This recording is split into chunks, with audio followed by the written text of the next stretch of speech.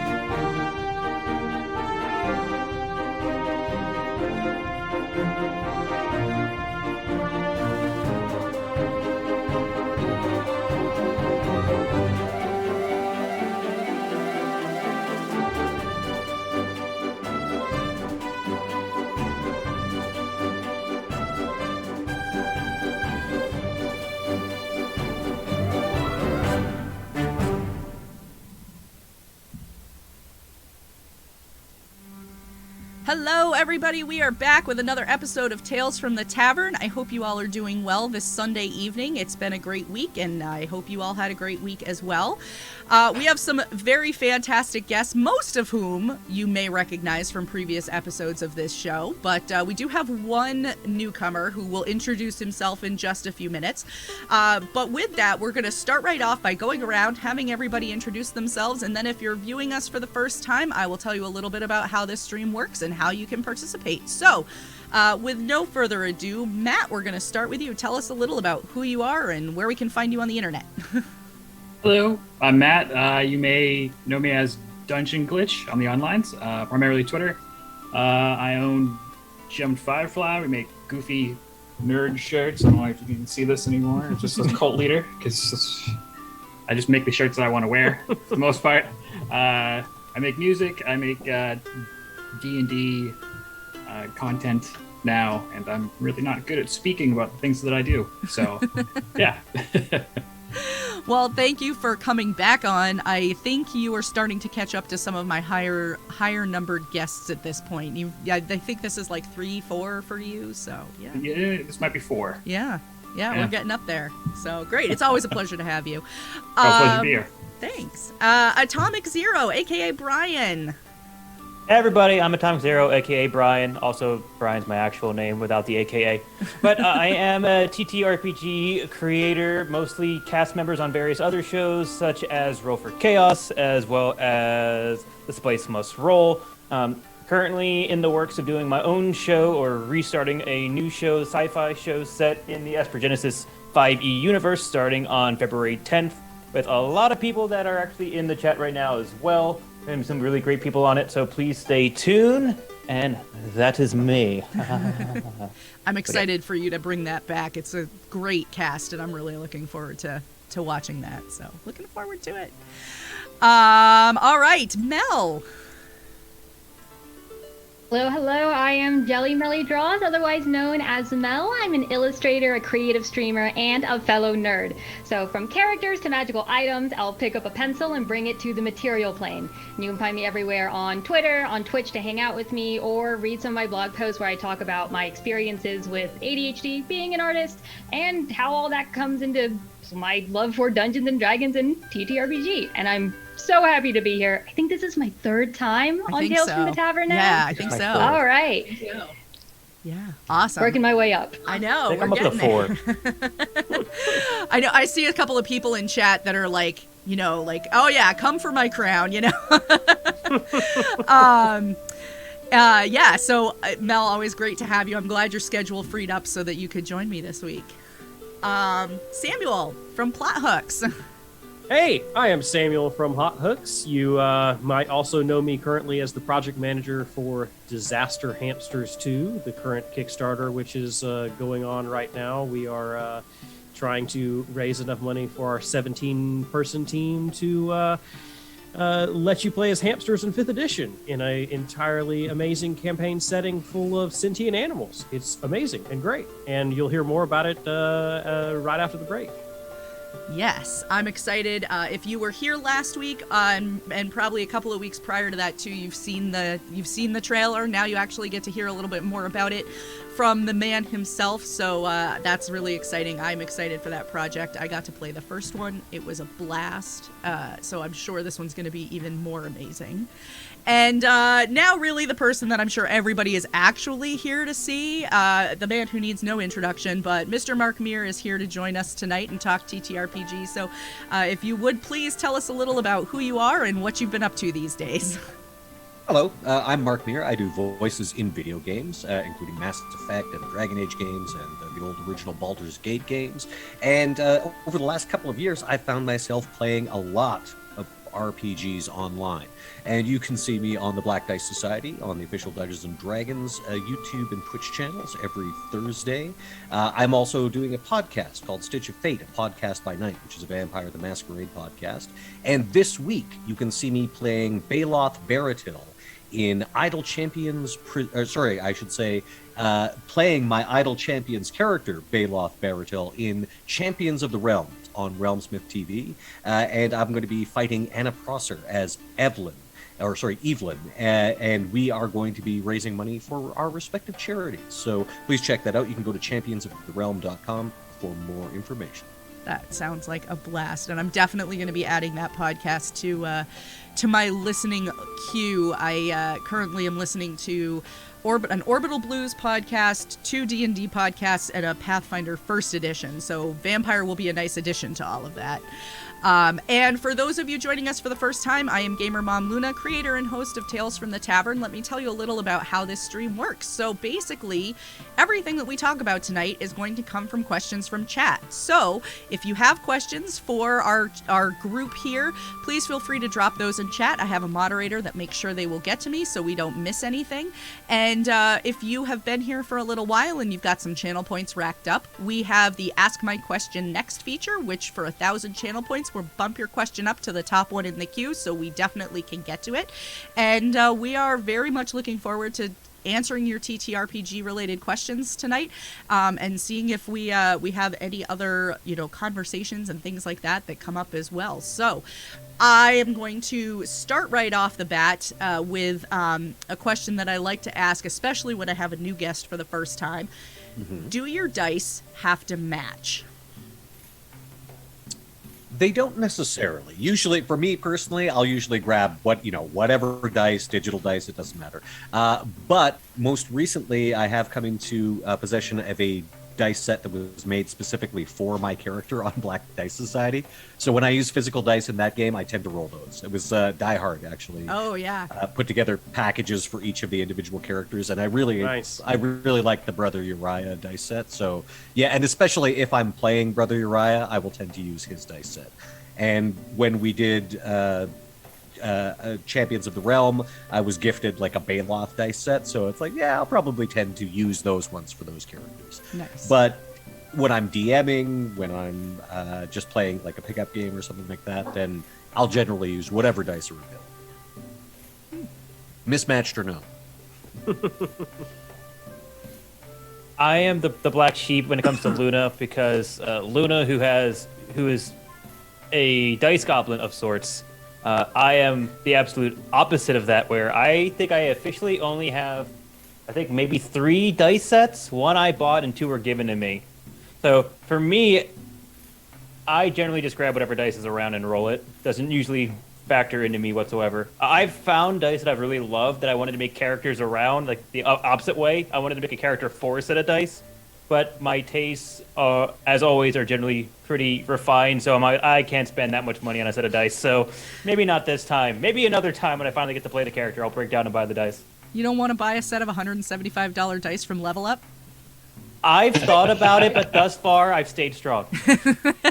I was this close at PAX in 2020, and then I was like, no, I can't justify it. Oh my. I've had kind of a similar approach, but instead of making a character on dice I've seen, it's like a character design. Some artists, every now and again, there's a trend that goes around where people share a picture of pretty dice and then a character that they made using the color palette of those dice. and it's a lot of fun. But I am, in fact, a dice gremlin. I love them so much. I had to find a bag with a window so I could stare at them from the bag. Nice. I like wow. Most of these are for my druid, who I've played for the last 5 years. My first character, and he might end up going to level 20, so that's exciting. Ooh. Nice. My dice bag has a dragon eye on it. Which is Oh, that's cool. really awesome. That's but yeah, unfortunately, I am one of those people that makes people mad by not having their dice match. But that's generally speaking because I am a forever DM, and so I usually need way more dice than a dice set. So it doesn't make sense for me to keep one d10 and roll that one d10 5 times in a row. It makes more sense for me to just have a pile of d10s for me to all roll at once. So I have an excuse, I feel, but you may or may not be satisfied with that. I think DMs are the exception to do your dice match rule, because Same here. if DMs populate the entire world, it doesn't make any practical sense to have some dice for every encounter of every monster and every group initiative. No thanks. And then As there's a DM, people... Go ahead. I was saying, as a DM, I'm usually the one who is providing the community set of dice too for people who don't have enough. It's just kind of like, yeah, well, here's a whole bunch in the middle of the table. Just grab whatever you need. It's like, oh, I'm level 6 wizard now. Don't mind if I do. So, yeah, for me, I'm more chaotic. I kind of treat my dice line almost like a fantasy team. So I'll just go through whichever sets are good, doing well, and I'll just okay, I like this D12, this D4, and my starting lineup. There you go. I don't have really. Have you ever warred with your dice before, where you take every single d20 you roll them all, then remove the lowest one, and then remove them all again, and then work it away so there's only one remaining, and that dice is the king for the day? Dice Highlander. Is that your pre-session ritual, Sam? It is not, but I have done it before. before. I wouldn't say it's a ritual, but I've definitely done it before. Dice Lander. I like it. I've got a follow-up question. Everybody has, the big, say the mismatched bunches of dice, for your home games, or it's just okay, anybody nice dice reach into there. What does everybody use as their receptacle? I've got a sort of a half skull that you reach in through the top and grab the dice from in there. Does anyone else have anything, or is it just a bowl? Okay, so admittedly, I am the person whose every set of dice, I have at least 12 sets within arm's reach right now, and every single one of them is stored separately from the others. Okay. All right. That's organization. It's not organized at all, but but I could pick up this dice. I have a dice vault. This is from Arcade Spectacles, a really nice wooden dice vault, and I could tell you what's in it without even opening it, because I know which ones are in which set, are stored in what. So This is my one and only dice set, so that's what it's in. My playgroup All of my uses a games Crown are, Royal bag. I just got this new metal set, so I just slapped a sticker on it. I It's like all it. in here. But otherwise, I just use this clear bag now because much too. Oh, it's actually going away because of the green screen, so it's absolutely clear. There you go. it's so clear we can't even see it. And Yeah, so much Mel's respect, Imagination. much respect for the Crown Royal bag. That's a classic Definitely. choice. Yep. That's a classic choice. Yeah. Classy. Chat is I agreeing haven't with you had too about that. anything. Haven't had anything specific. All of my games are digital. The dice are just to satiate my inner gremlin, to get the shiny click clacks. But that's it. I actually bought more dice during the pandemic than I have outside of the pandemic, and it was always justified with, but it's okay, I'm supporting a small business during a pandemic, so it's okay. Are you really? I feel was. like Some of them, like you this set right here, these are the Keyfish Crit dice from Greenleaf Geek, which if you haven't seen them, they have little goldfish in the middle of them. Oh yeah, I do know. Yeah, those are great. And I'm waiting on a set of the cat ones that they just put out too. Well, that was a Kickstarter, but I'm waiting for those to come too. So, yeah, I think the only set that I bought that was most likely mass-produced was my, again, referring to pre-stream with BioWare owning my soul, was my Dragon Age metal dice set. I'm surprised you didn't start that sentence with, "Hi, I'm Luna, I have a problem." Hi, I'm Luna. Hi, my name is Luna. I have a dice problem. Hi, Luna. But yeah, that's the there's the Dragon Age Griffin on the Cool. 20. So yep. I'd say same about spending so much during the pandemic, but also mine was a little bit out of necessity. At the beginning of last year, I accidentally threw away my entire dice set. Oh It no! was just an accident. I was just cleaning things out, and the bag was on the edge of the table, and it just went in, and the box went out, and that was it. It's like I'm looking for them like a week later. I'm like, what happened? So Oh no! all new dice, all pandemic born.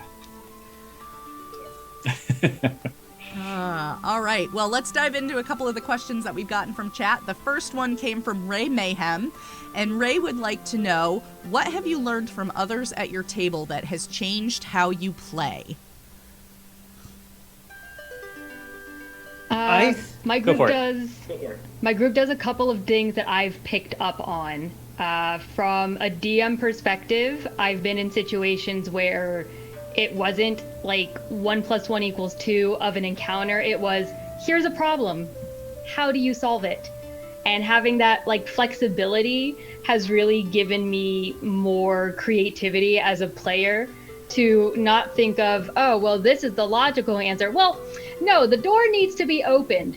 We're going to open it somehow. And the other one was, some of my friends like to do self-imposed saves or checks to see if their character, it helps in situations where they're not entirely sure, like, this is a really like emotional moment in, like, I don't know, the king's courtroom. Is my character who has a hot temper, are they going to be able to get a hold of it, or do they feel insulted enough to swing a punch? So they'll roll like a wisdom save for themselves, and if it's whatever their measure is for that roll, they decide, all right, my character is peeved, let's start initiative. They won't say let's start initiative, but they'll swing the punch, and inevitably will be an initiative. I think for me, one of the things I learned, because I was lucky enough where, so I'm a newer-ish DM. I don't know how many years I can be a DM before I stop saying that, but I still consider myself a newbie DM. And I got really lucky for my first couple of games. I ran a table full a lot of experienced DMs and experienced players, and I got to learn quite a bit from my tables. But I'd say the number one thing that I think I learned the most was from one of my players who you probably all know, TT Benjamin. Love you. Hi, Matt. Or hi, Matt. Hi, Ben. Anyway, Matt. now that I'm forgetting his name. Yeah, I love him so much that I don't know his name. But I gotta tweet him now. Hold on. It's all right. If you go back a few He'll let episodes, me- we he'll have let one me that's know. literally called Yeah. Let's All Love Benjamin. So There you go. But I think one of the best things I learned was how, like, being able to, instead of feeling so much pressure as the DM to be in charge of all the everything, is letting your table take over some things and dictate some of the fun and some of the directions, and then being more confident with just ad-libbing with it and just taking it the way it goes versus just trying to, choke hold a plot or choke hold all the different areas that something could go from a certain way. And I've had a lot more fun DMing when I started trying to, like, follow that mindset.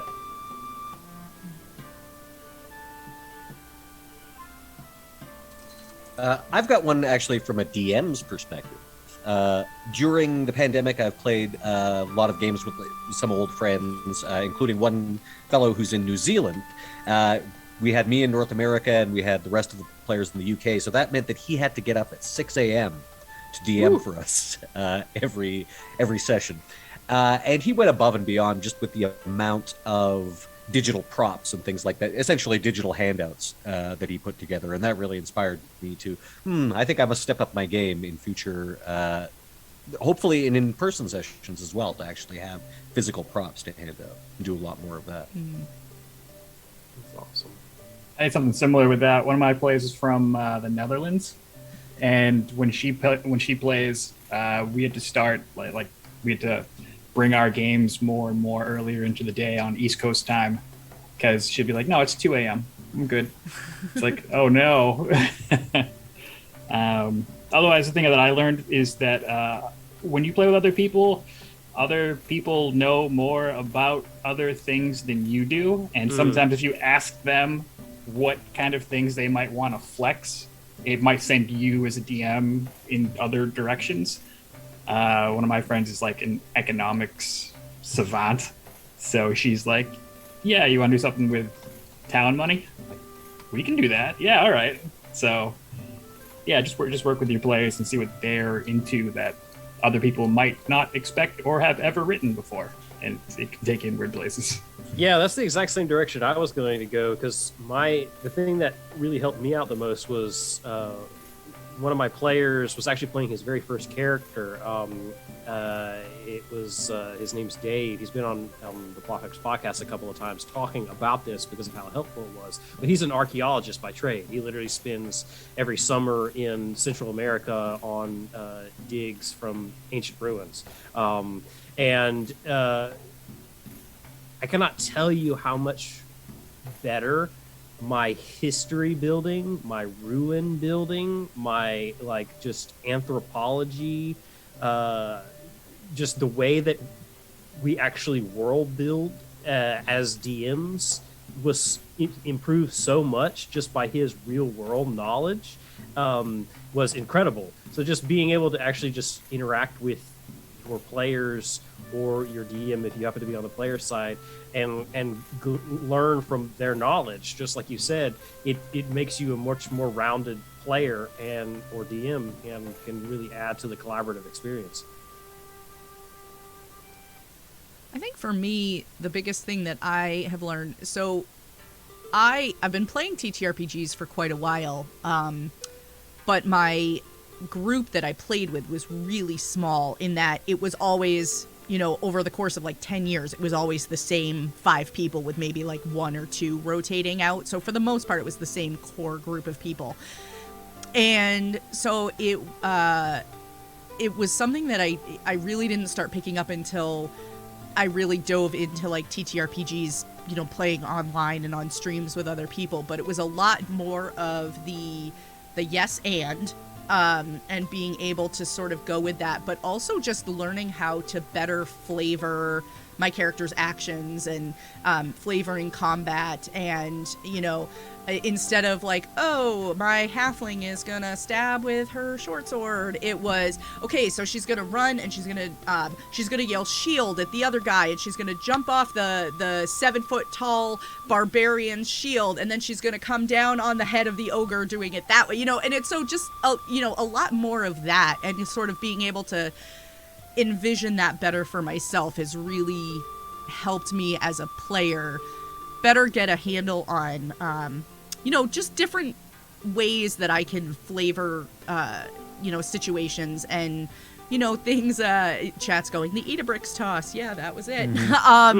And yeah, they know. and so getting into getting better into that really helped me be able to look at different skills and actions and say, how can I use that more creatively than just what it says? And that really helped sort of up my gameplay, I feel. So, yeah, I like that. I like being able to do that. Let's see. Okay. So Asynthetic 20 has a question, and the question is, how long have you played D&D, and what do you think of the game? What do you think of how the game has changed since you started? What do you think has changed for the better? I think I've oh, go on, please. No. Tell you. Well, maybe I should go first because I'm pretty sure I've been playing the longest of anyone here because I don't know. I started in 1981. Oh, yeah, okay. That was the year Yeah. I was born. So I'm very old. You must understand. I'm very old. So that was when I started. So and I began with Advanced Dungeons and Dragons, even though Basic was out at the time because I was playing with kids that were older than me. And so when my parents got me the Basic box, the old red box. It was like, oh, this feels like a step backwards. This is like, where's the advanced Dungeons and Dragons? I wanted to progress right back to that. So yeah, I've seen pretty much all of Dungeons and Dragons history. I missed the first few years because I was like in kindergarten, but I have been around for a lot of Dungeons and Dragons, and the one thing that I would say 5th edition in particular is has as an advantage is its accessibility. Mm-hmm. Now we all know that Dungeons and Dragons is more popular now than it was even at its height in the 80s. And I think the accessibility of the 5th edition rules have a lot to do with that, because it's very easy for new players to start, and that just grows the popularity of the game. You've got lots of people playing it, and ultimately, yeah. So they, leaps and bounds, and certainly in terms of societal acceptance, let's face it, Dungeons and Dragons has again come a long way in those terms as well. I lived through the height of the Satanic Panic. Like, that's when I was playing. That's briefly having my Dungeons and Dragons books. Like, oh, I don't know, we'll put this away with all this heavy metal music as well. So because that was also under assault. So yeah, I've seen it all. I started in 95, but yeah, Mark knew it all. So yeah, that's pretty much what I was going to say. The accessibility, I think, is the biggest thing. Mm-hmm. It's so much easier to get people into playing the game now. And I think some of the biggest changes that we are seeing as far as positive changes in addition to that are actually happening right now, with the shift away from things which lean into the bioessentialist realm, things of forcing you to connect ability scores and different things or alignments to specific races or specific people groups. Moving away with that last year with Tasha's, we're going even further past that next year with Monsters of the Multiverse, and that's, I think, a direction they're continuing to go whenever they reissue the 3 core rule books for 5th edition in 2024.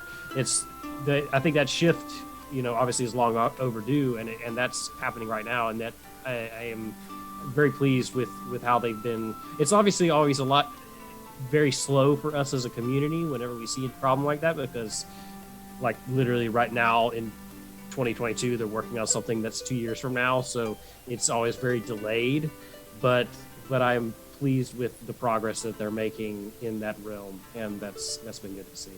I'm so happy you said that. Yeah. I think my only 2 cents I'm going to add here, I think the biggest change from when I remember starting D&D, which I'm not even sure which edition it was, but I think the main thing in today's generation is just how accessible TTRPGs, just in terms of everything outside of D&D. There's countless TTRPGs that aren't D&D anymore. And I think that's been the biggest shift, is the fact that you can play as crunchy or as easy of a TTRPG as you want. You can go fantasy, you can go sci-fi, you can go Cthulhu, you can go all over the place. So I think that's like the main evolution of TTRPGs, is the fact that it's no longer just D&D, even though it's still the crown champion. Yeah, I would agree with that too. I started playing D&D with 3.5 and didn't know a ton about it, didn't know a ton of really anything outside of 3.5. So when 4th edition came out and everybody else in my group went, yeah, we're going to skip this one, I just went, okay. And so we played 3.5 until D&D Next came out, which was like the precursor to 5th edition. And so we did some play testing of Next. And so that was kind of fun to see, okay, this is what we're moving towards. But it wasn't until the last few years, like Atomic was saying, that, I really got exposed to a lot of new and different systems that are both similar and then super different from anything that's like D&D. Thinking about, some of the Star Wars systems, or, just a D6 system in general, or then you get a system like the Quest RPG, which is D20, but that's all you need is a D20, and you have a set number of hit points, you have a set number of, magic points and that sort of thing, and I think D&D, you know, we talked about its accessibility and its ease at getting people in, but I think some of these other ones that have come out along the way, people are finding like, oh yeah, this one's a great one to get started with too. Like Quest I recommend that one to anyone who's not sure if they even like a TTRPG. I would be like, check out Quest. It's super user friendly, really great to start with. Yeah. I think it's a very important point because I was thinking about this. I only started with 5th edition.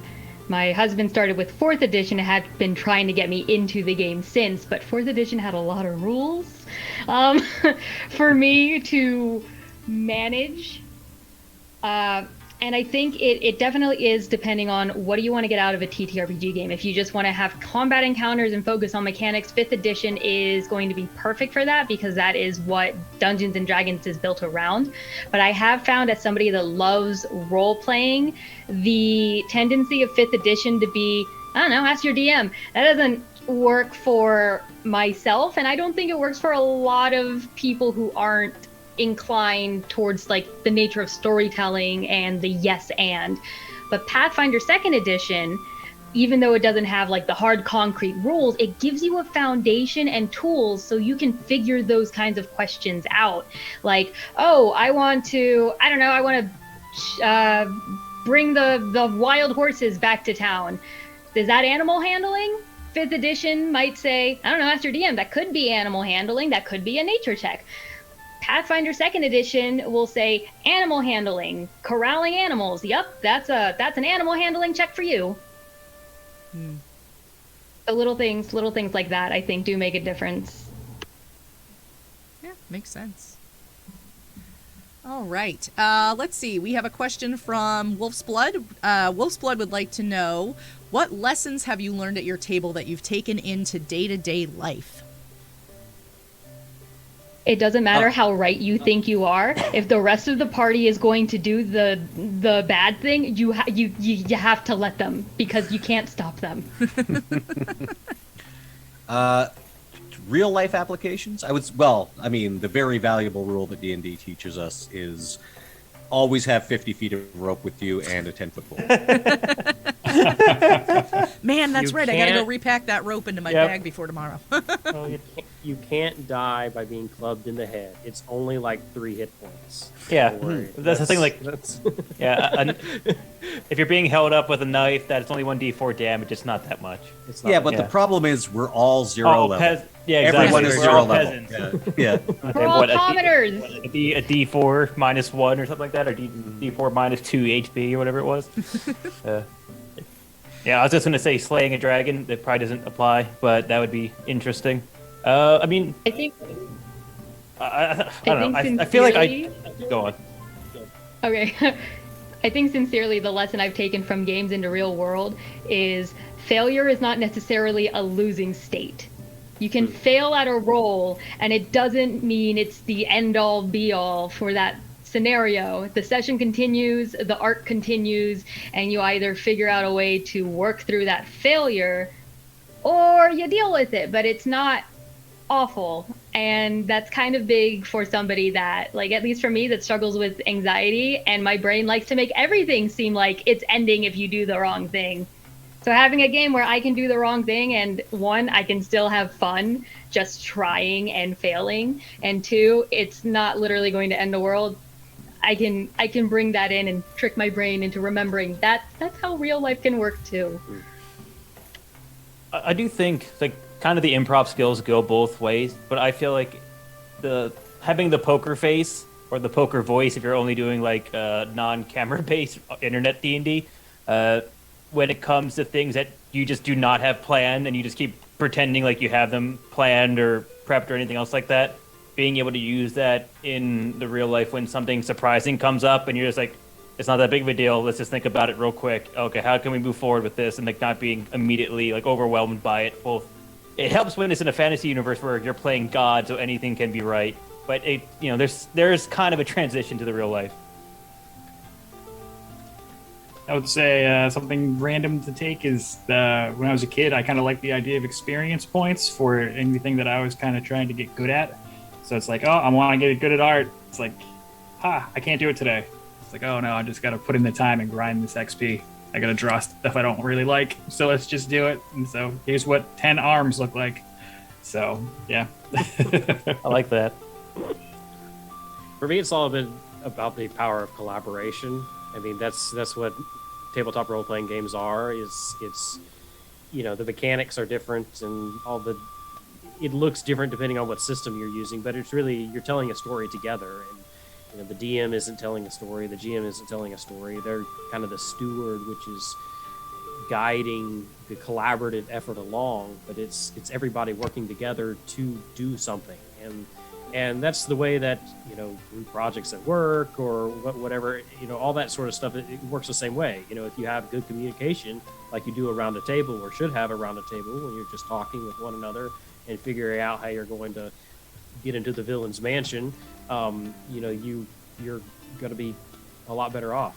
And it's a really good teamwork exercise. I mean, it's something I think should be just more of the norm in general, just to build camaraderie and teamwork within people that work as a team outside of the table.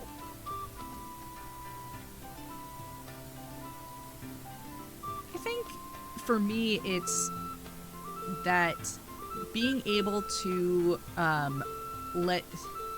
don't want to say completely let go of the fear, but be less anxious about doing something that might look stupid or might result in an answer I don't want.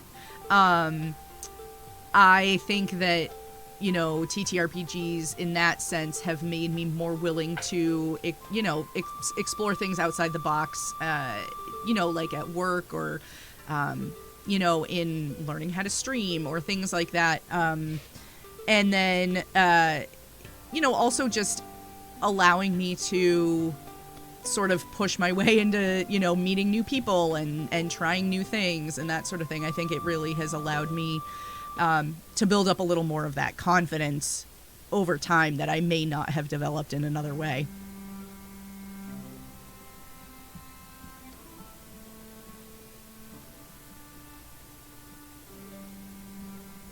Anybody else? Any other thoughts?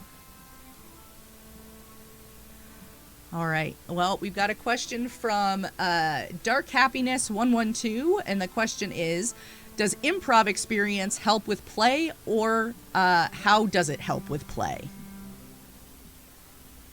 The rule of yes and within improv goes a long way. Completely agree. Yeah. Fake it till you make it.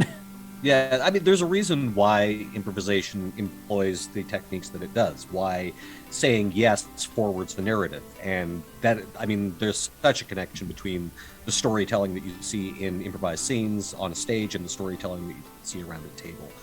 And I always credit Dungeons & Dragons as being the first improv I ever did. I never did improv in high school, and I do it professionally now. And D&D was the very first improv I did, doing character voices, but also just the raw improvisation of, you never know what your players are going to do.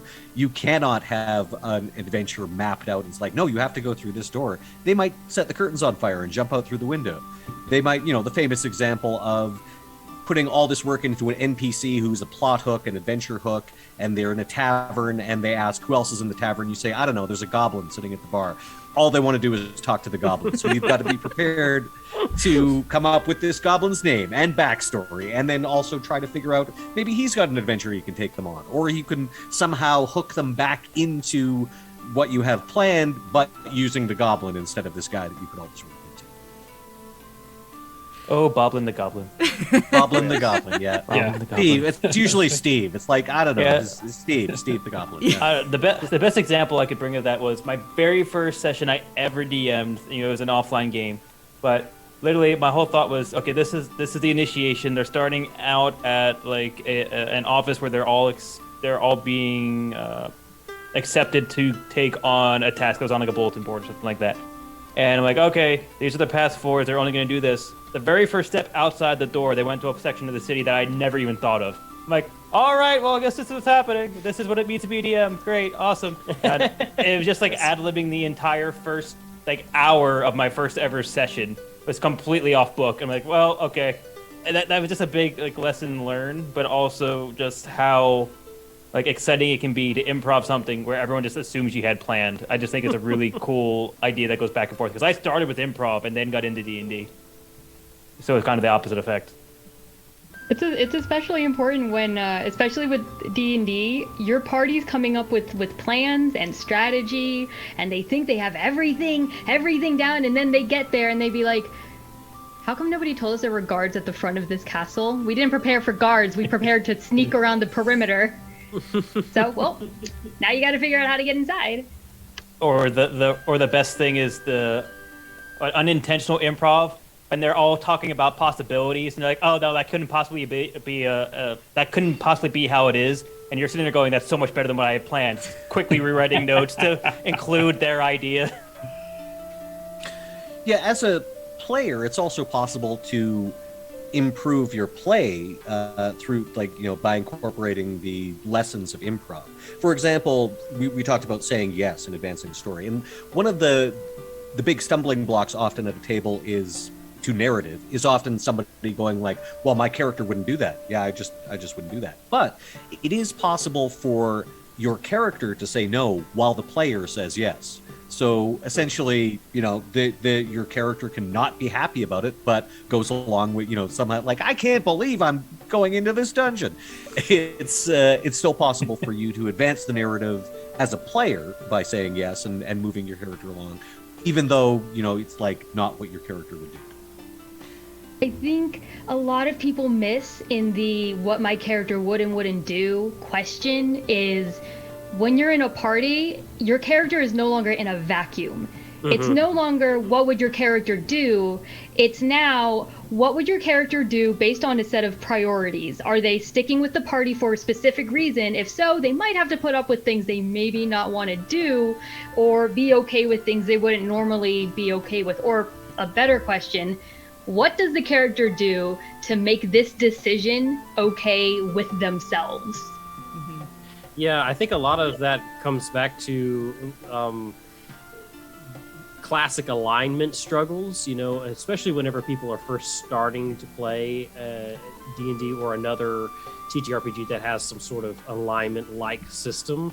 You're like, my character's lawful good and this character is chaotic evil. It's like, and then they're butting heads all the time.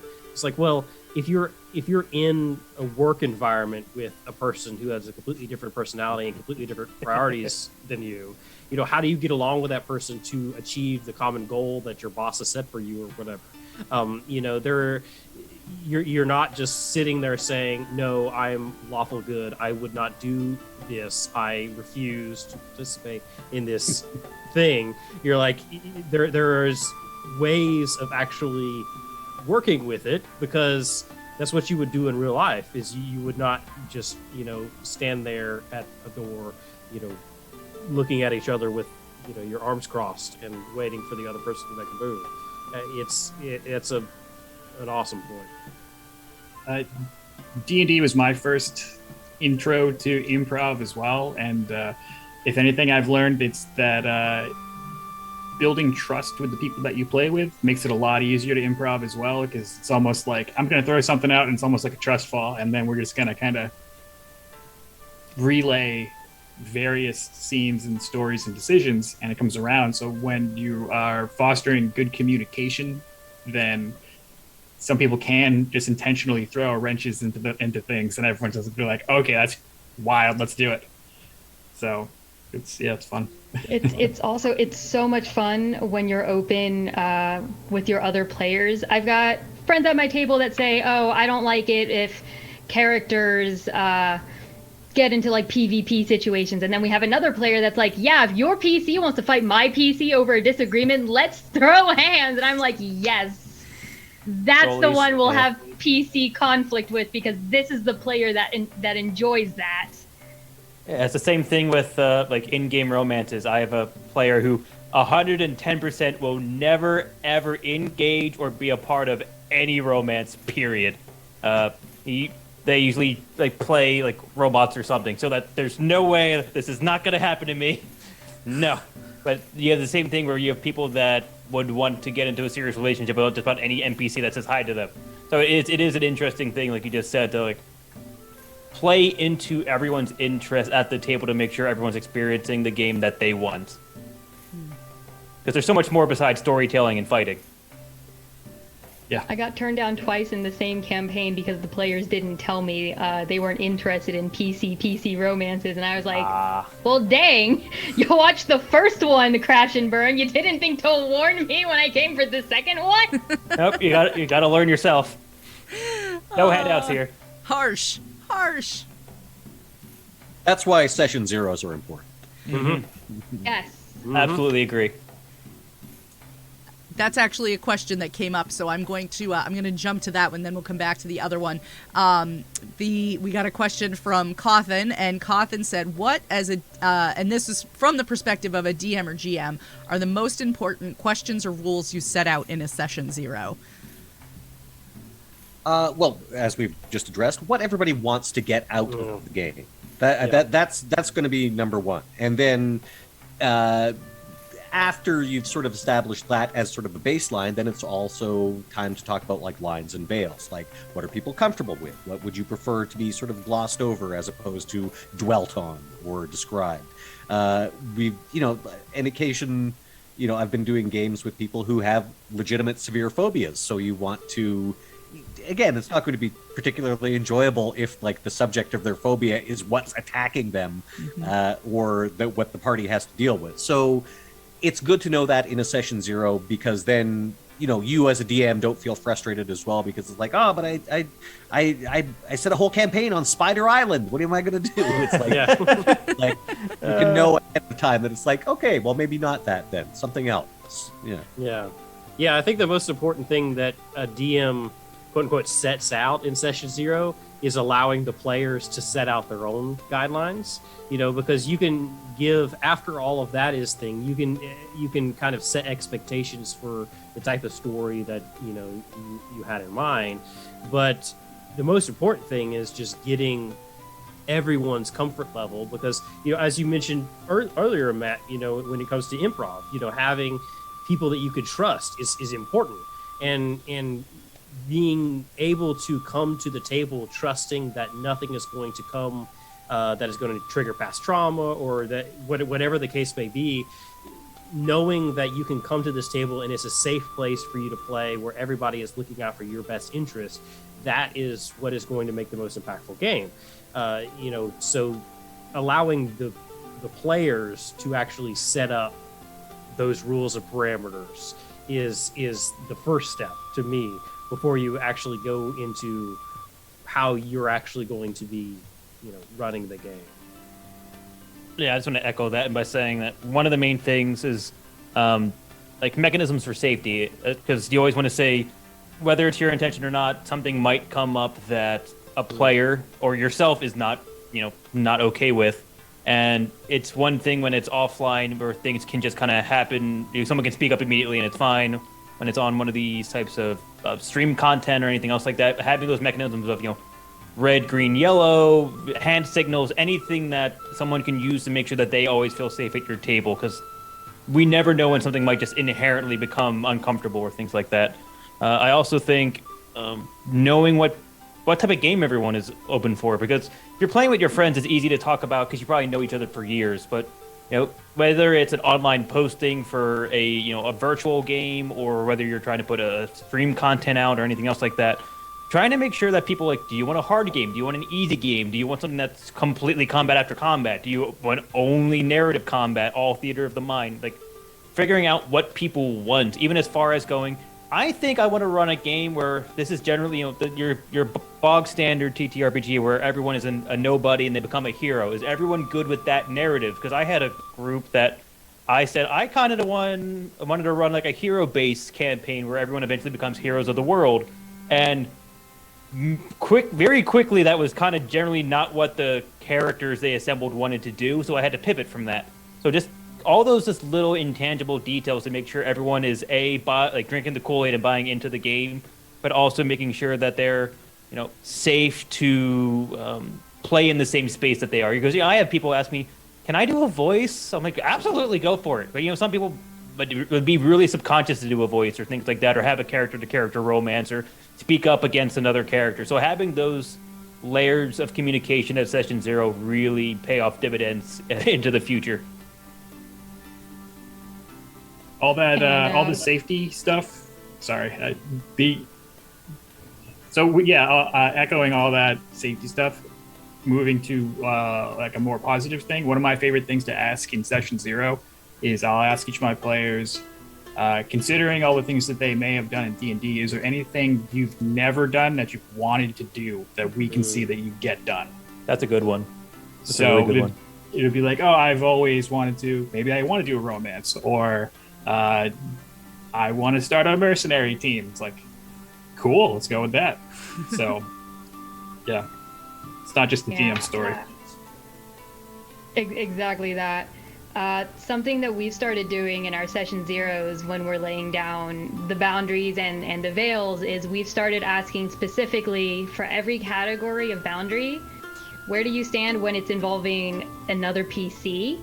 And where do you stand when it's involving an NPC? Because some people are comfortable romancing NPCs with the DM, but they're not as comfortable romancing PCs from like their other friends.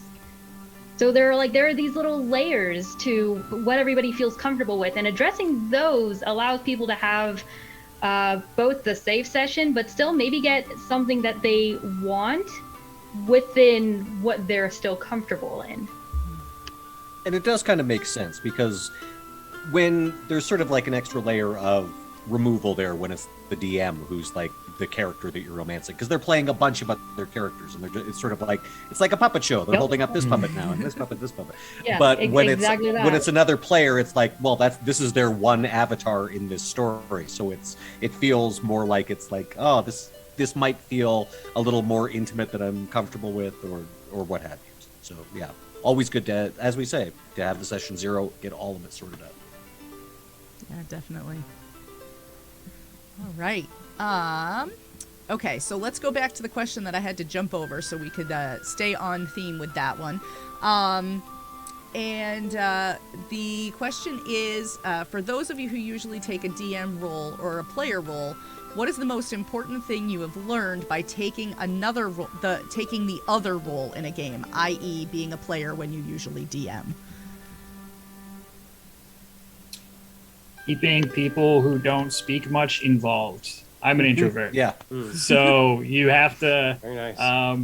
I don't always volunteer first. I try to be more assertive when I'm in games because I don't want the DM to have to babysit me. So it's like, but sometimes you can see like players just kind of just hanging back, and then I'll just have an NPC ask them their opinion, or what do you think we should do? That kind of stuff, and just try to.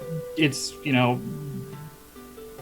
in my head, I go back to like basketball references. So it's like, as a DM, I'm the point guard. I got to make sure everyone gets enough touches. So that's just how I do it. That's good.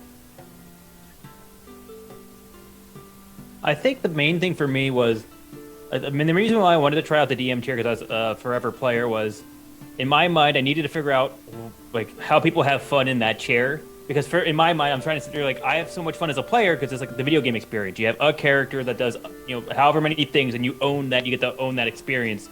But as a DM, you basically are living the experience around everyone else. So I think for me, the best thing I took from being a forever player that went to the DM chair was kind of being cognizant to the point of, I know everything behind this screen. But when you're the player on the opposite side of the screen, that however much insecurity you're feeling right now, that the players just think it's all, there's so much complexity behind the screen, regardless of how much you have prepped or how much you're prepared or not prepared. And being able to, just, I guess, enjoy those moments, regardless of kind of what's going on. I'd say whether you're a say you're mostly a player or mostly a DM, it's always good every once in a while to step into the other seat and just remind yourself, because sometimes, like as a player, you can sometimes get frustrated. Like it's like, oh, why isn't this moving along? Why aren't things going this way? And it's very illuminating to sit in the DM seat and then realize like, oh, that's why, because I've got a million things I've got to juggle at the same time. And it's really informative to to run a combat and then realize, oh, okay, that's why things go the way that they do. So yeah, getting to look at both sides of the equation is probably a wise idea for everyone. And jumping off of that, while you can get both perspectives of what both sides are dealing with, it's also kind of like a really good reminder that player and DM are just trying to have fun. So even when the DM puts something in front of you, and even if like, oh, hey, here's this riddle, I'm just going to break the door open anyways. Maybe the DM just wants you to try a little bit. That might be their fun for the night. That might be the thing that they were really looking forward to see how it would pan out. Give them a little bit of their fun. They'll give you a little bit of your fun, and everybody at the table has a grand old time for the night. All right, we're going to sneak in one last question that someone just redeemed using the Ask My Question Next. So this one comes in from the Ink Den, and the question is, if you could make a D&D/Pathfinder/etc. video game, what would be your pitch? What kind of game would it be?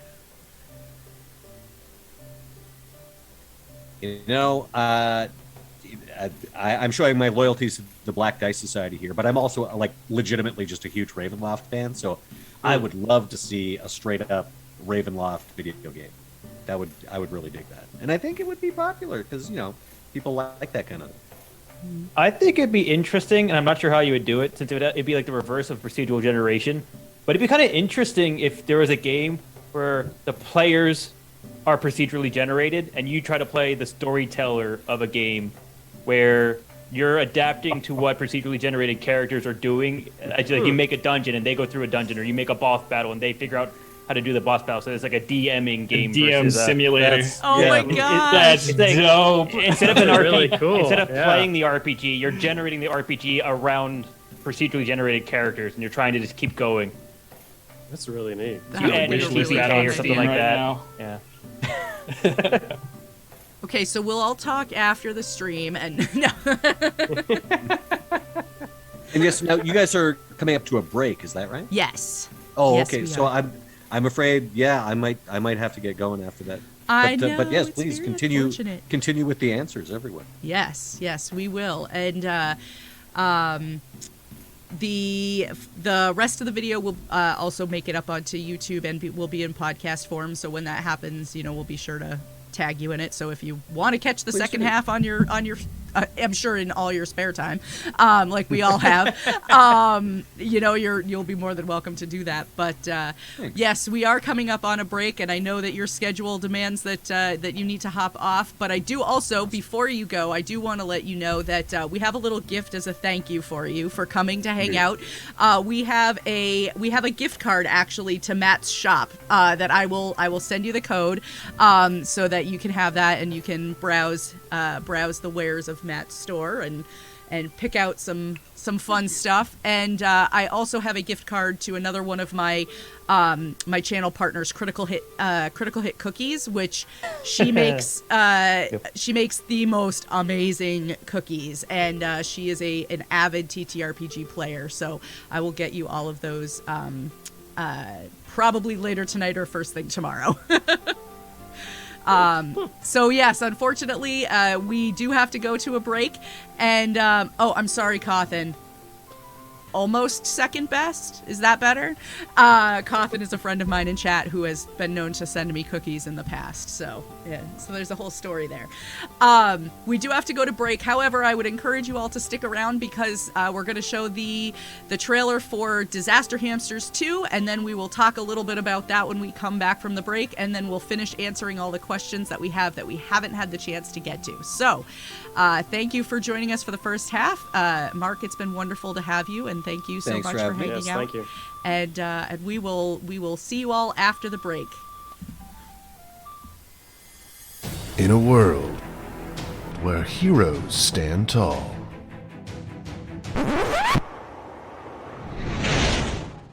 What the heck is that supposed to mean?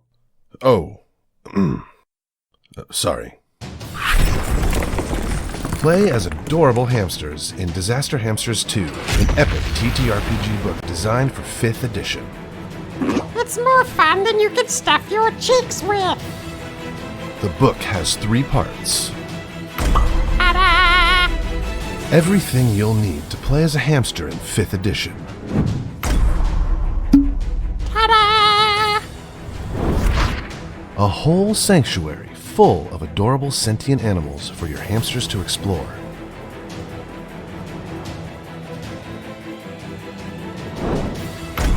Ta-da!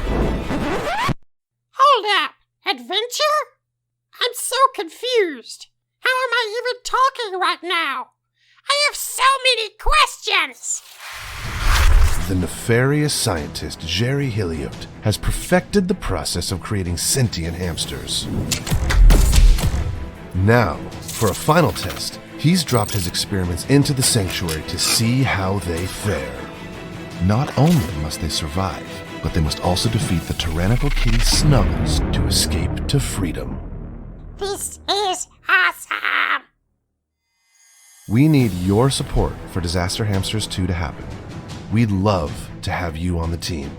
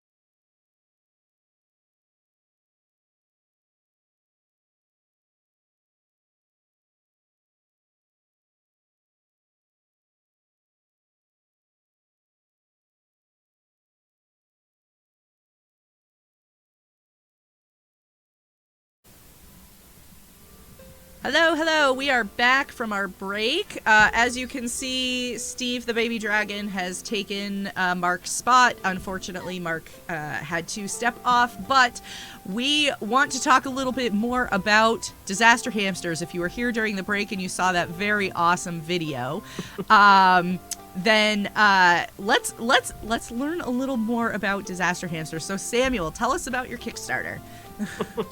Well, thank you very much, Luna. I appreciate the opportunity to discuss Disaster Hamsters 2. In short, and I'm going to be really brief here, don't want to take too much of y'all's time, but Disaster Hamsters 2 is a TTRPG book that lets you play as sentient hamsters adventuring through a world full of other intelligent critters. Just about anything that's a cat or smaller, they are in this campaign setting, in this adventure.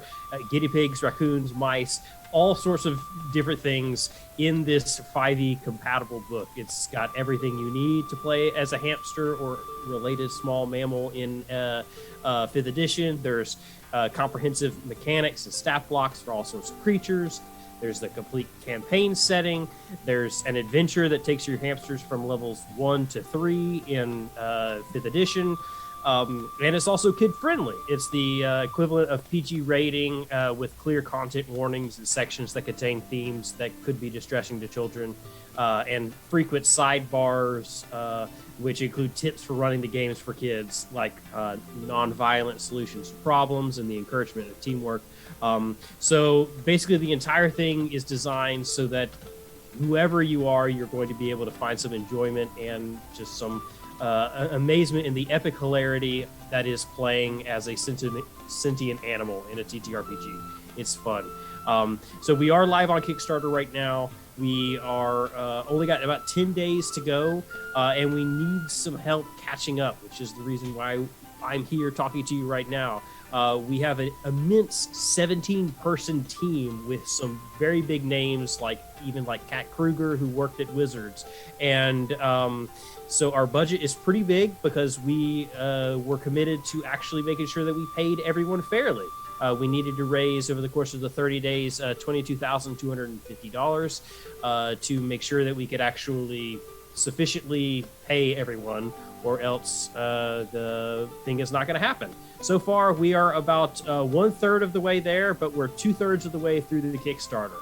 There's usually a big bust through right at the very end, but right now we're not quite at the pace where we're actually going to be able to hit that goal. So if you can help us out at all, we would love any amount of support, and for as little as $25, you can have the PDF, which is going to be over 150 pages, 100,000 words, all those sorts of things.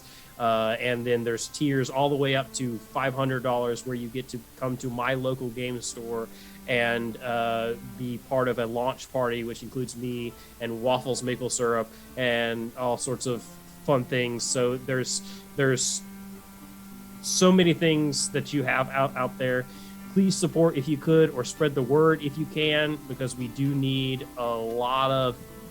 have a lot of ground to make up over the next 10 days, but we are doing our best to try to make it there if we can. So yes, that is all from me.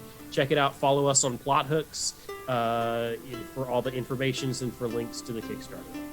Awesome. And you may have mentioned it, and I might have missed it, sorry, but you put a lot of focus on accessibility in all of your work too.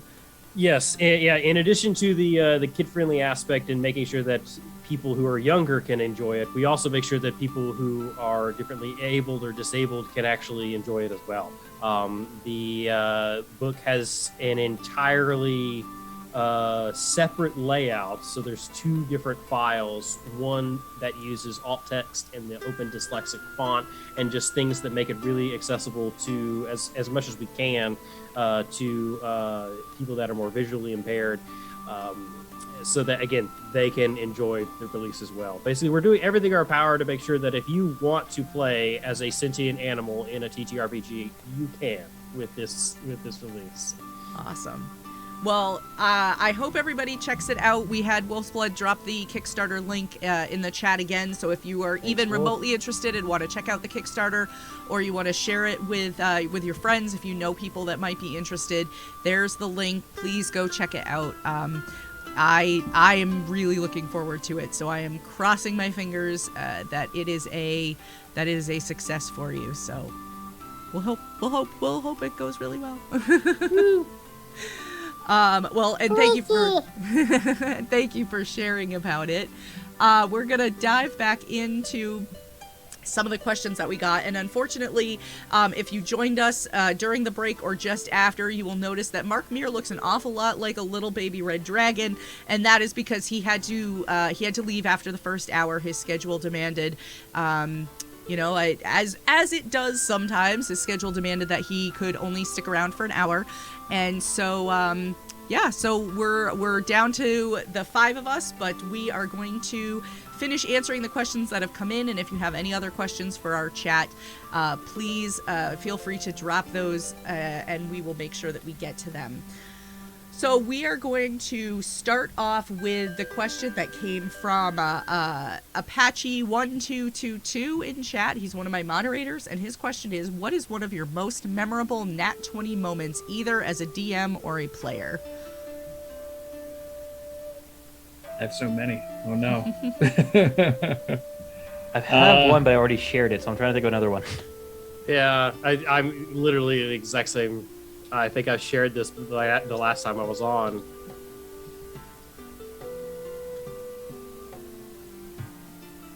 All right,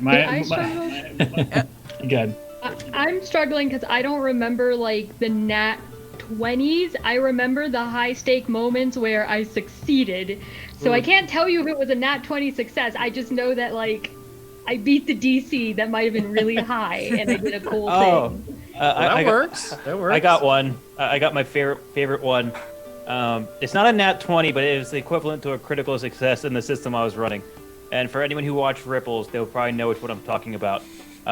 There's like our very first critical success, and it was for the group who was a crew just got their ship, and they were trying to figure out what was wrong with a holo table, which only played one game. They wanted to figure out why it didn't play other games, and they got a Nat 20 to figure out how to fix it, or like a critical success to fix it. And they're all super excited. They're like, "We're gonna get all the other games." I'm sitting there going, your critical success has shows you that no one ever installed any other game besides the Bach on this table." And it was like the most lackadaisical crit success that could have been a crit success. I'm like, but you are 100% certain that is the issue. And it was just so like anticlimactic that I always remember it hung around for a while. But it was so darn funny. Oh, it was hilarious. It was hilarious to see everyone's faces going like, huh?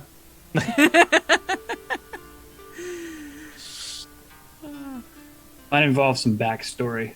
It needs it for the setup. All right. So I was DMing. This was like the high school game. It was the first game we ever got to like level 20, and for about levels 7 through 13, I had been pestering my team with the players with this reoccurring ogre mage jerk.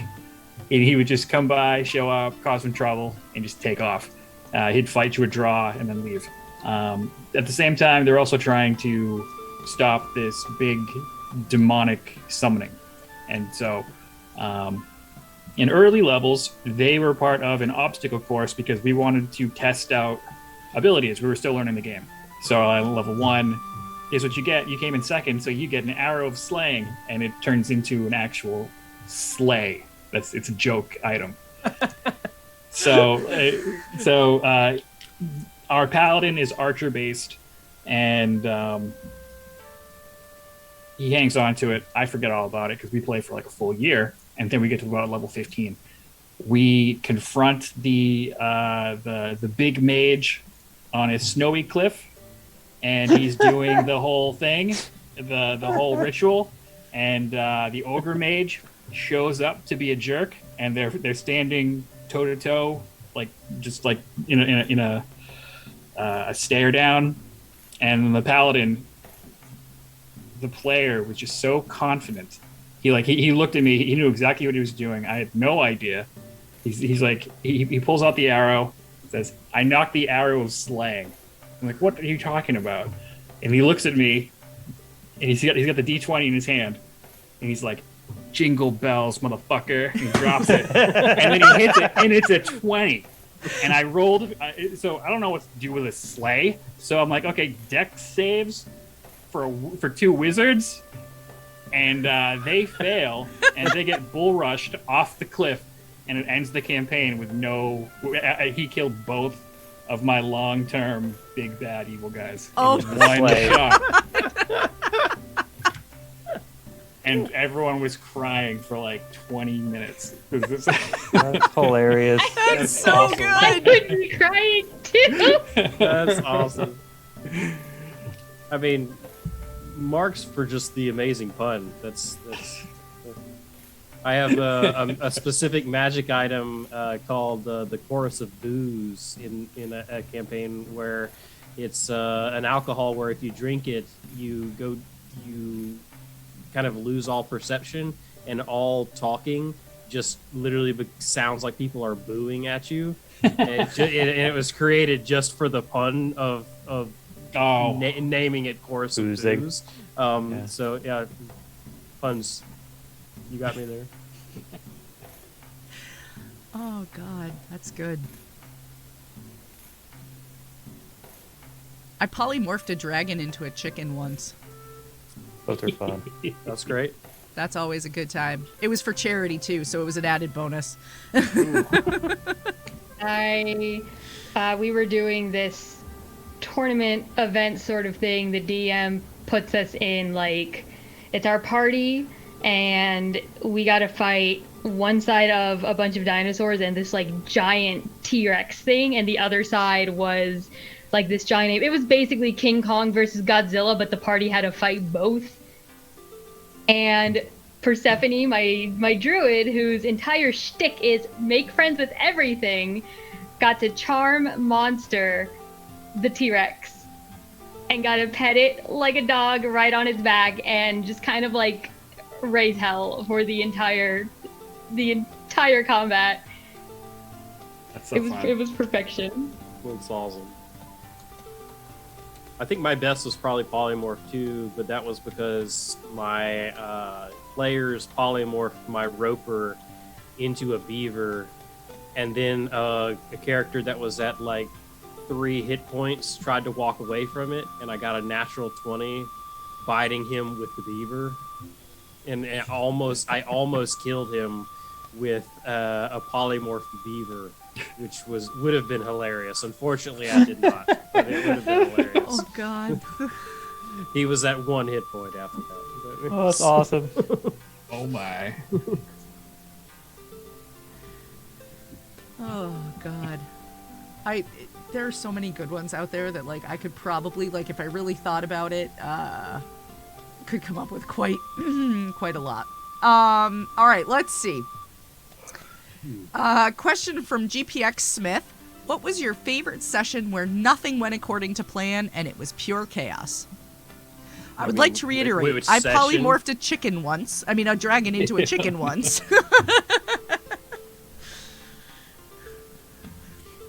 I mean, I would like to know which session does not eventually end up going into chaos. That would be At least one time, yeah. I think the closest we came was in the game where I play my brute fighter. We were dealing with a bunch of fiends, basically, and my tiefling was like, okay, so my understanding is these fiends are kind of acting like a mafia and trying to strong arm the rebellion to like take over the kingdom. I'm going to say that I'm on their side.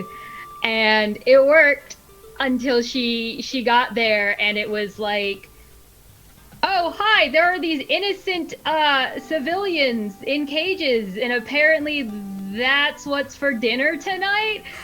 Oh, and I'm the chef? Fuck, what am I going to do here?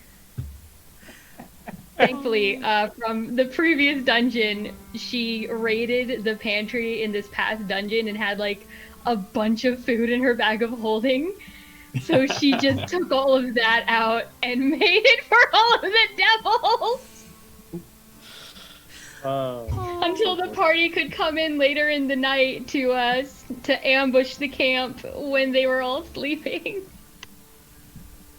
I think mine, the first one I could think of was I was DMing a session, and it was one of those the night before the party was supposed to leave on their next quest, and it was I literally planned an entire 3 to 4 hour session. The very first bullet was just they spend the night, Like they sleep the night at the tavern, and then they're leaving the city the next day.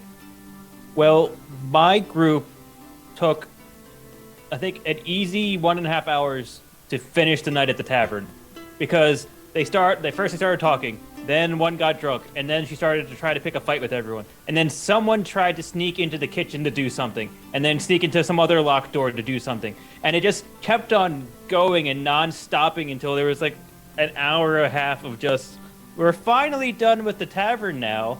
And it was just hilarious because nothing ever went right either.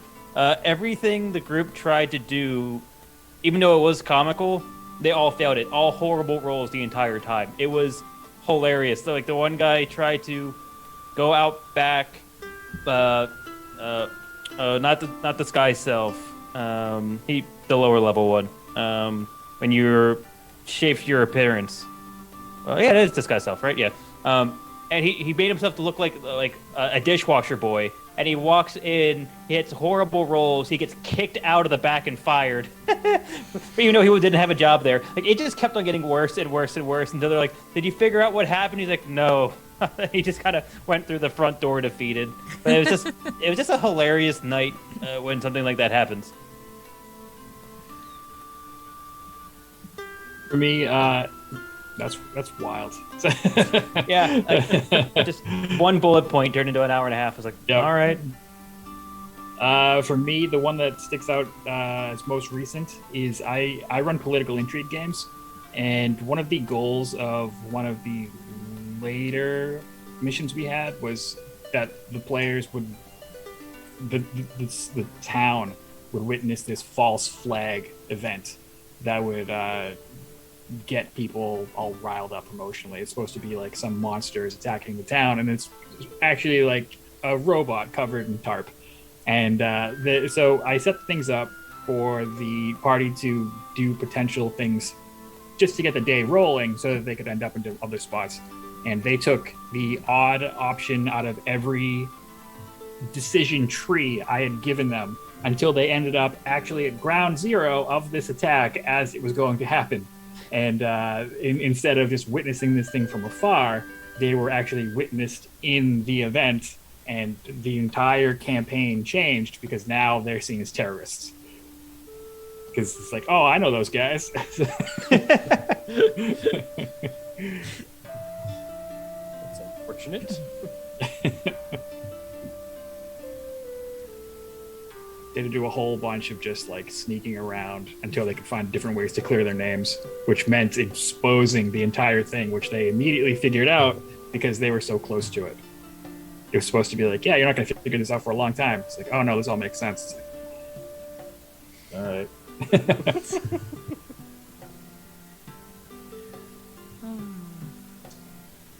All right, let's see. We have a question from Evie Disaster Story.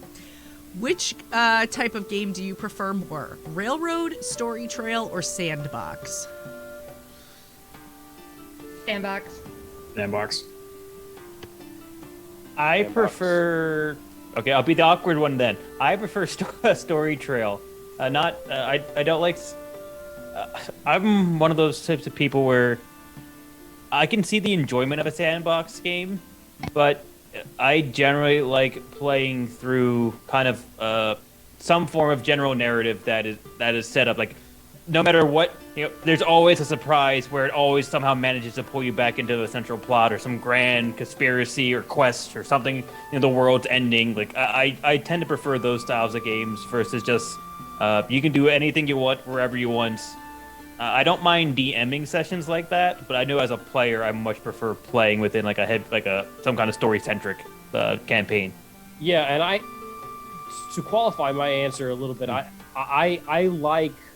like those kinds of things within my sandboxes. So Okay. whenever I set up Yeah. a sandbox game, I don't set up a sandbox game where literally I'm like, here's the world, go wherever you want. It's like, no, I throw a bunch of potential story threads at the party and like have them in a world where just stuff is happening, and whatever they happen to engage in, whatever seems most interesting to them, that then informs where the narrative itself actually goes. But the stuff happening, is like their choice to like which specific elements to engage with, and then they eventually just kind of end up, dealing with all the things that they choose to encounter. Oh, that makes sense. I agree with that. I guess when I say sandbox, I really was putting railroad and story kind of like in the same box in that regard. Thinking more in line in terms of like at least pre-written games and pre-written campaigns. I still enjoy some form of sandboxy potential because characters are going to do what characters are going to do. Like we played a little bit of Fall of Plaguestone when Lion was trying to introduce us to Pathfinder 2nd Edition, and there's this scene at the very, very, very beginning, and he read through it and he's like, okay, I guess, but I severely doubt it's going to go the way the writer said it's going to go. And he was right. It did not go the way that the writer said it was going to go. So he had to modify the encounter on the spot to keep things moving as a result of what we all ended up doing instead. Yep. So the way I would do it is it's a mix of story and sandbox, really, just as Mel does it. But for me, it's like I'll run. So as we spoke before about session 0, I find out what everyone wants to do, and then I just find out the pace. And it's so the storylines are there. I just have to weave them, and then for the story box, for the sandbox aspect, I just make sure that, all right, you have a week until this resolves. What do you want to do in the meantime? So as long as I put time in between there, they know they have the freedom. There's still a ticking clock. Everyone gets to do the things that they want to do in between, and the story does continue to grind. And then I'll have additional ticking clocks. It'll be like, okay, X monster, X problem, X dire need is happening. You figure it out. It's not on me. You have control of everything. You know the NPCs, you know the tools, you know the place. It's Monday. What do you want to do? So At certain events in the world that are just more overarching events, you can just literally time. I've literally had written down where at 10 a.m. on this date, this thing is going to happen. And it's like wherever the players happen to end up, and I'm not talking like it's going to happen in front of them. I'm talking about this is a worldwide event that happens on this day. Whatever players could be in the wilderness fighting Yetis, or they could be in the middle of a city. Whatever they're doing, this event is going to happen at this particular time because this thing has been building in the background. And it's going to affect them differently based off of where they happen to be. But you're literally in a case where it is always going to happen on that particular day, and it's just something that's scheduled. And it's like throwing a wrench into your sandbox where now they have this additional toy to play with that is just kind of timed and scheduled, but still the way it affects them depends on the choices that they've already been making. Yep. That's a very good point. The world keeps turning. Yeah. Like I know it's very easy to think that like, oh, here we are, we're the party, we're the main characters. Cool. The world is bigger than just y'all. Well, it's Yeah. one of those Other things. stuff You going think about on. it with like a video game. The video game, the quest will be like, this, you have to get to this thing immediately, and it's gonna happen as soon as you get there, and blah blah blah. But then you'd go and do like 6 side quests, and the thing still doesn't happen until you get there because that's the trigger. Like it's just, programming. It's It's a programming. hook. Yeah. But Yeah. It's like Skyrim. You go through it and defeat Alduin before you actually go and finish the first quest of who you're going to side with, the Stormcloaks or the Imperials. Yeah, exactly. You're just like, no, I've just been waiting. We've been in this long several month just lull while we're waiting for this main character to make his way over to Solitude. yeah, and I think it's easy to get stuck in that mindset when you're playing a TTRPG, and it's good to remember, like Mel said, the world doesn't stop. It continues going. So maybe your characters, maybe your party doesn't get to where you want them to be, but you can still make the event happen. Yep. And the planning event things out, even if your characters aren't there, I think that's a really good step towards that. Like in our Thursday game, there's a yearly coming of spring festival that we started the campaign with, and now it's been a year in game since our party came together. We had that event again. My character's personal arc was, hey, your brother's in an arranged marriage to Queen Titania. It's in April. It's currently February. Are you going to go to that? So it was kind of like, do we have time to handle this quest before we have to go there, or should we go there now, just in case bad stuff is happening? Yep. I explained to my players, so it's like, you guys get to do everything that you want to do, but this world is alive. It's breathing around you. The things that you want to do, you're free to do, but there are events in motion. I'm going to give you some hints along the way. Some of your characters are going to have some answers, some random questions. You're going to know people that are going to know some stuff. It's up to you if you want to investigate. And it's like there were sometimes they caught wind of an attack and they were like, we're not leaving the house today. Like, all right, so what do you want to do then? And it's like, I guess we're just going to play dice all day. I'm just going to practice. And it's like, okay, cool. So the next day, let's go hear the news. The town crier comes by and you happen to hear. Yeah. Yep. I feel like most people who watch this stream regularly know I'm not a huge swearer. Not because I don't, but I feel like this is a prime example of fuck around and find out. Yes. At the same time, it's also super rewarding because you can get players that get really invested in the world and they can start making these connections and building things. And sometimes it can get out of control. I had a character who was all about like buying property and getting people to hiring other people to do things, and then they eventually started breaking the local economy. And it's like, oh no, I'm going to have to take a microeconomics course to keep up with this player. You can also like scale quests that way too.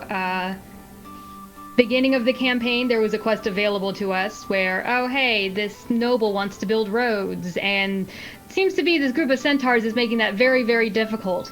Well, we had bigger quests to handle. By the time we circle back around, hey, you know those centaurs? Yeah, the problem's gotten worse. Now she's putting a bounty on them, but, you know, we're connected to this noble, so we have 7 days to figure it out, or this bounty's going live, and people can just figure out how they're handling that instead. Oh, okay. What do? Injecting urgency, yes. And we still didn't have to do it, was the point. We still didn't have to, it was a side quest. It's just that the noble had a problem. She gave us a chance to handle it. We haven't gotten to it yet. And she's like, okay, well, this is still a problem. I'm escalating the situation to see if I can get this handled. Because that's how the world works. It keeps moving if it can. Inaction has just as many consequences as action does. And it's, you know, it's, again, to go back to the video game example, you know, the same NPC's not just standing on the same street corner with the same situation waiting to give you his side quest to save his dying child, you know, for the next 3 months. You know, it's like if you make the decision not to go on the fetch quest to obtain that rare herb, then, you know, there's going to be a consequence for that particular decision. And, you know, all those things, you know, are part of just being in a living, breathing world.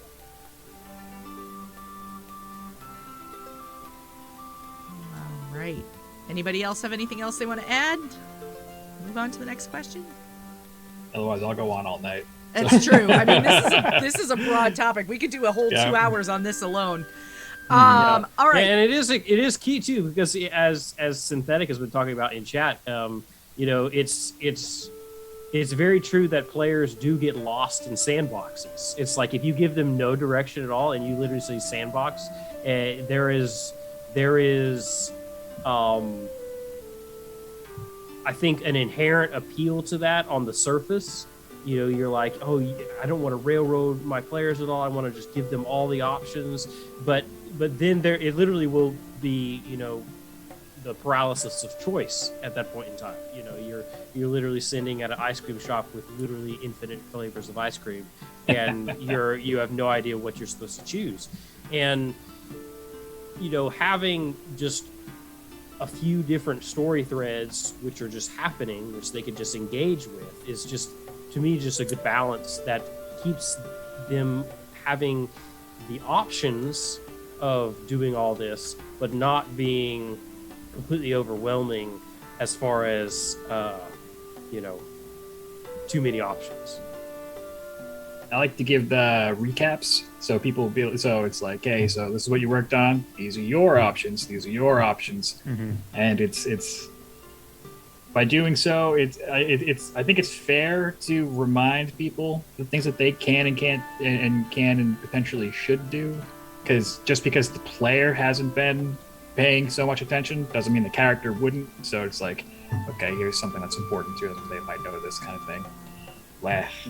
I had no point. I lost it. I just have one of those sessions where it's basically, all right, you all just finished this big, huge arc or this big, huge moment. By the way, all your characters would know of these things. This character has this, and this going on. This character has this other thing that was foreshadowed way back when that I had already prepped. I wish you would look into. Like, there's so many things to like make sure people just kind of have that moment of maybe you all should talk about these things and decide what's the next area you're going to do. But yeah, I think that's a very good point, is making sure that the players, like the players outside of the game, make sure, regardless of how well their notes are or if they remember it or not, make sure that there's something critical going on behind the scenes.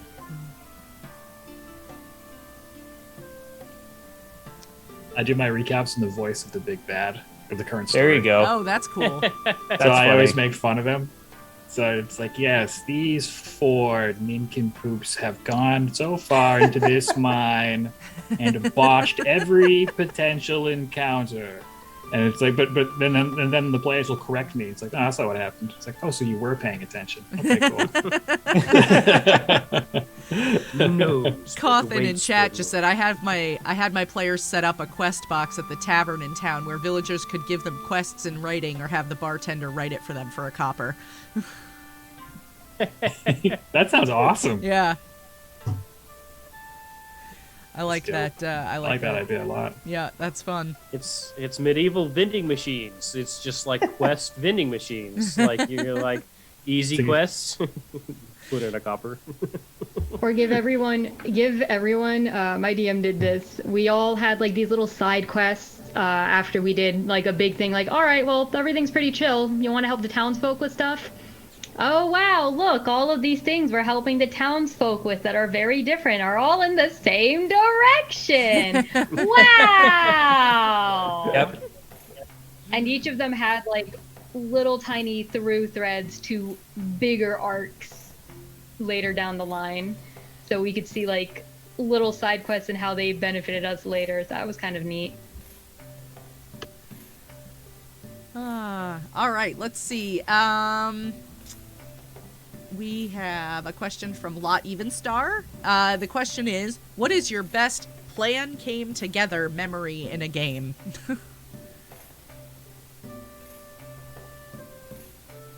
Okay, so as chaotic as the my tiefling is infiltrating the devil's camp plan was, it still came together very well because she was very, very much the kind of character that could handle that. Bullshitting all the way through. The plan was that we needed to know what these devils were planning on doing in the plane that we were on. I think we were in the Feywild at the time, so we weren't really on the material plane just yet, or right now. And she was like, okay, well, we're kind of like the heroes, but we're strangers to this plane, so they don't know who the fuck we are. I'm a tiefling, and I used to work for a crime syndicate. They kind of sound like a mob. I think I've got this. But I'm taking the druid to be my pet dog, so I'm not alone, essentially. So we get into the camp, Katie's like, yeah, I kind of want in. I hear the king's an asshole. So yeah, I want to fight him. And the ways in which it came together was she didn't have to kill and feed the camp, the imprisoned civilians that they had on site, because she was able to pull out food and make that just a rabbit. It was a rabbit and cheese stew, and she's like, you know what, this stinks, but they're devils, they're gonna like it anyways. It's fine. It's fine. It's fine. And she slept with one of them. As you do. So she slept with, as she do. She's like, I mean, whatever. And the party was able to get a status update because she's like, hey, yeah, this dog, I feel like one of those flying demons is gonna eat him. I really don't want to have to deal with that. Can I just like send him out for the night? He'll be back in the morning. It'll be fine. And yeah, release the dog for the night. It doesn't matter. And then the party ambushes a couple hours later. It was good stuff. It was a good moment for her. My favorite one, or I don't know if my favorite was it's the first one I could think of, and this was for a player, or when I was DMing.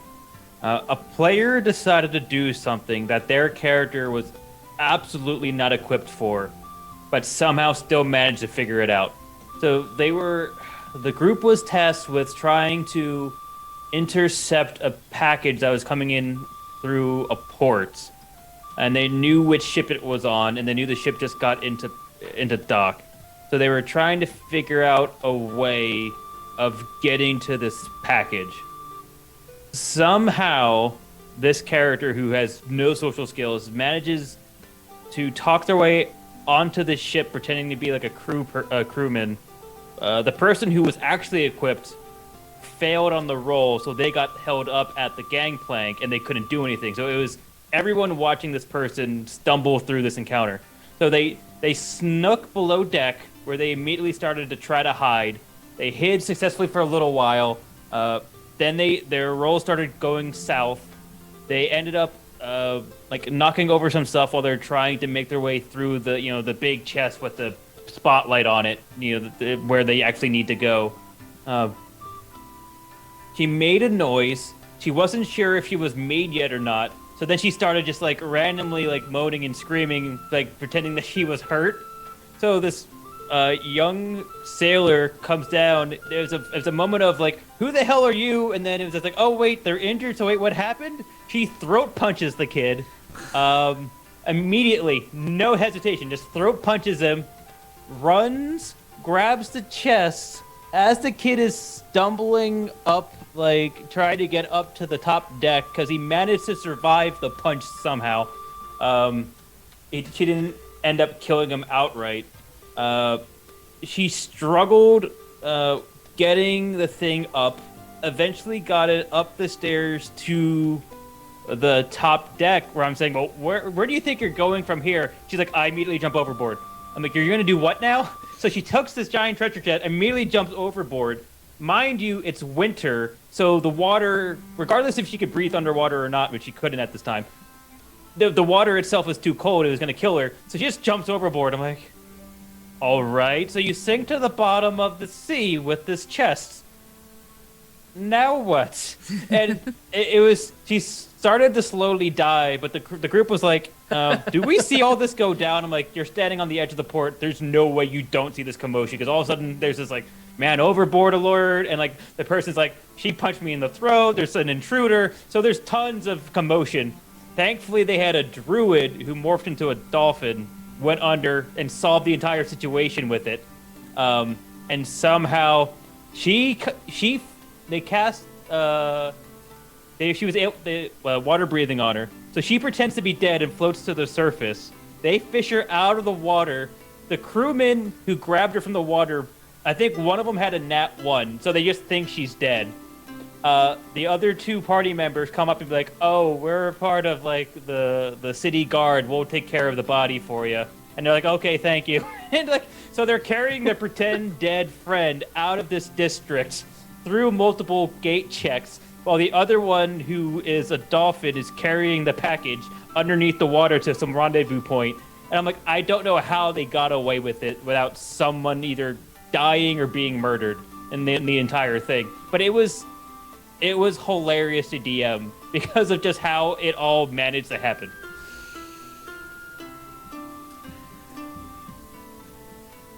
I don't think I can follow that at all. I was going to say that's a story. It's super Oh, chaotic. it was hilarious, and you could tell the entire time because like the character itself, themselves would have no idea what they're doing, but the player was kind of like, I don't know why she's doing this, but she's doing it. I'm like, okay, let's just keep going and just see what happens. Let's go with it. Oh my gosh. Amazing. Eventually, the roles worked out well enough where they were able to get out with everything they needed without anyone getting majorly suspicious. They thought the person who broke in just killed themselves by jumping overboard. So it's just like, eh.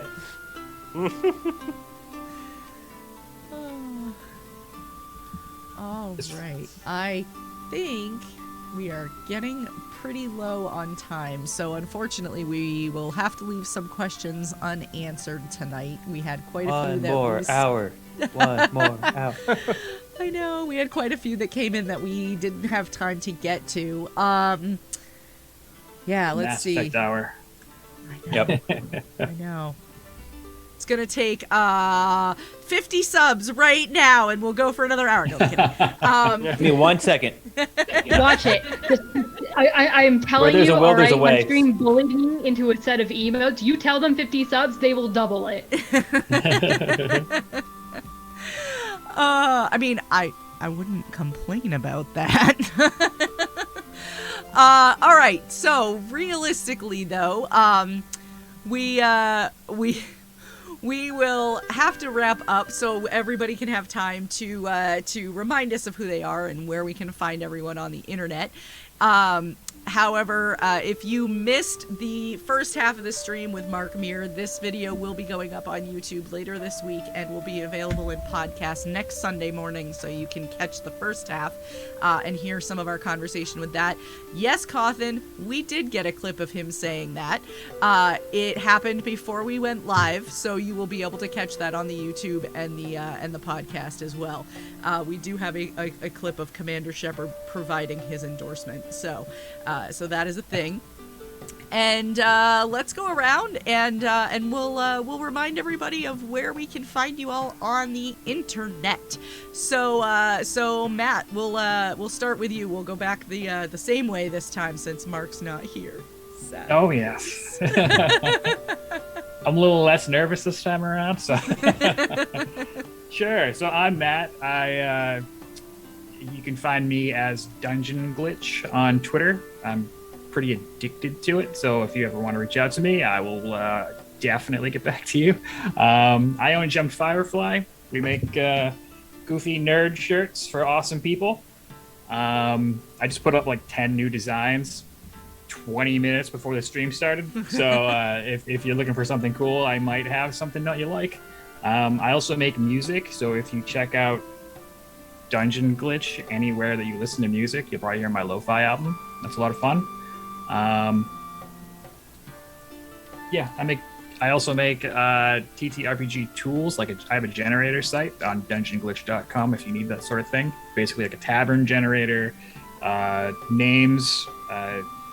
I kind of pride myself on it having like all the agender names and stuff like that, especially in like monster versions and things, so it's fun. Other than that, I'm on social media talking about games and marketing. Happy to help all kinds of creators. Thank you. Oh, Samuel, Brian, Mel, you guys are fantastic. This has been a lot of fun. Thank you, Luna, for all of this. Thank you. Yes, thank you. Thank you, Matt. And if you go shop Matt's store, use code Luna15, you'll get 15% off your order.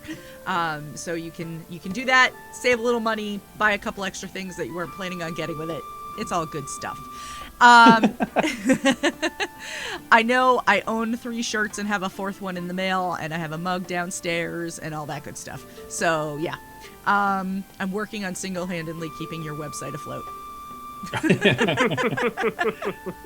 So many people buy the flags. That's where the money comes from. The flags are great. The flags are pretty darn great. They're very offensive. It's great.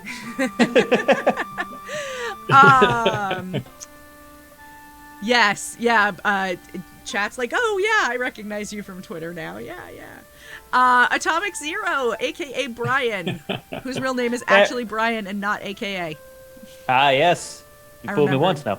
Hey everyone, I'm AtomicZero. You can follow me on Twitter at ttv_AtomicZero. On Twitch, I'm twitch.tv/AtomicZero. Variety streamer, but mostly doing TTRPG things as of late. I am a cast member on Roll for Chaos, the new Delinquents show. I'm on the Spice Mutts Roll on 2 of their different shows. There's a mech one and a Star Wars one, which I'm completely blanking on the names for. And I also have a Esper Genesis 5e show starting February 10th. That will be on my Twitch channel, so twitch.tv/AtomicZero. We have people such as Wolfsblood, Ray Mayhem, TT Benjamin, Call Me They, as well as Harley Hero are the 5 cast members for that. Super excited for it, and this was a awesome time. Thank you, Luna. Awesome. Thank you. I am super excited to check out your new stream. I'm very, very excited about getting to see that. And is an amazing cast. I know they all work really well together, so I'm looking forward to it. All right. Mel. Hello, I'm Mel. I am an illustrator, a creative streamer, and also a fellow nerd in the D&D TTRPG space. I like to take people's characters, magical items, and sometimes their scenery, and bring it into the material plane. You can find me on Twitter to see what I'm up to using my handle JellyMellyDraws. You can get early access to my content if you follow me on Ko-fi, or you can hang out with me on Saturdays while I work on my art live on stream. And as always, it was so great to be here on Tales from the Tavern. I love meeting new people and just chatting about what we love most here. I know we're good at nerding out here. You know what's hilarious? I have to interject one real quick. I haven't been on my channel in forever in terms of actually streaming, but when someone follows it, this is my favorite store in the Citadel, which is hilarious. And someone just followed it, so out of nowhere, I just got a sound cue for that follow cue. And I was like, "Oh my god, he's back!" This weird moment of like, I completely forgot that the sound cue would still play. Oh my gosh, that's amazing. I love it. Mel, thanks so much for coming on and hanging out. It was so great to have you back. And Samuel. Yes, well, thank you very much for having us, Luna. Always great to hang out with some pretty awesome and amazing people. I am found on the Plot Hooks social media. You can look at Plot Hooks on just about any website that we're on, and that is our handle.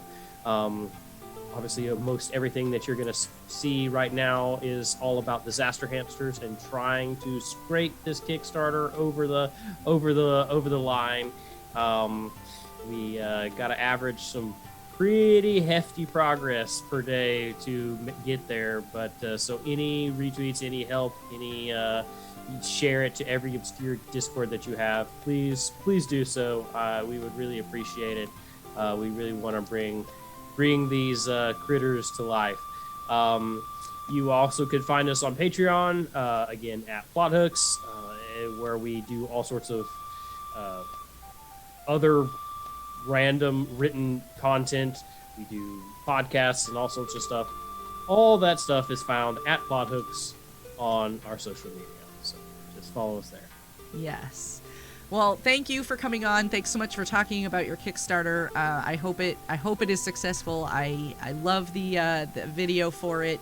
If you missed the video during the break, you can catch it again. It will be as part of the YouTube, or if you do the podcast thing and get the video podcast through Spotify, you can see it on there as well. So, yes. Thank you. So I am Gamer Mom Luna. This has been Tales from the Tavern. We are here every Sunday night talking about TTRPG content and answering your questions from chat. So if you missed most of today, like I said, this will be going up on YouTube in a few days and will be available as a podcast in about a week. Spotify, you can actually catch video podcasts. That's an option through Spotify for my podcast now. So if you would rather do it that way, that's a great option for you. And we will be back again next week. We are going to go raid, let's see. We are going to go raid, I think Indigo Chameleon is still live. Go Chameleon. They were, are they still? Nope, they're not. Okay, I take it back. We are going to go raid our friends over at Total Party Chill. They are playing some Dungeons and Dragons tonight, so we will drop them a raid and go say hi over there. I hope you all have a great week. Please come back again next Sunday. We look forward to seeing you. I'll have a different group of guests with me, and we will have a lot more fun. Have a great night, everybody.